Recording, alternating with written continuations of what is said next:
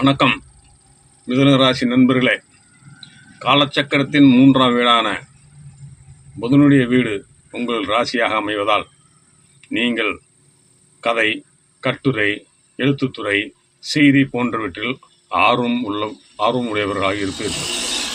எதையும் ஒரு முறைக்கு இருமுறை யோசித்து செய்யும் ஆற்றல் உடைய நீங்கள் இது புதனின் வீடாக அமைவதால் புத்தி கூர்மை, கல்வி, புலமைகளில் திறமையானவர்களாக காண்பீர்கள்.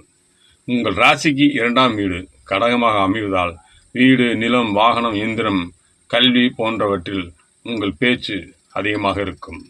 உங்கள் ராசி அதிபதி புதன் சனியின் நட்சத்திரத்திலும் சூரியனுடைய உப நட்சத்திரத்திலும் இருப்பதால் புதன் உங்கள் ராசிக்கு 10ஆம் வீட்டிலும், சனி உங்கள் ராசிக்கு 9ஆம் வீட்டிலும், சூரியனும் சனியும் சேர்ந்து 9ஆம் வீட்டில் இருப்பதால் தொழில் செய்பவராக இருந்தால் சிறு மந்த நிலையை ஏற்படுத்தும். பணம் விஷயத்தில் மிகவும் கவனமாக இருக்க வேண்டும்.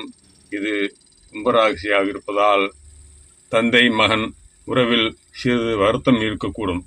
உங்களுக்கு ஆயுள் காரகன் சனி உங்கள் வலி வேதனைகளை போக்கி ஆயுளை விருத்தி செய்வார் என கூறி வாழ்க வளமுடன் உங்கள் அன்பு ஜோதிடர் சிவராஜ். நன்றி, வணக்கம்.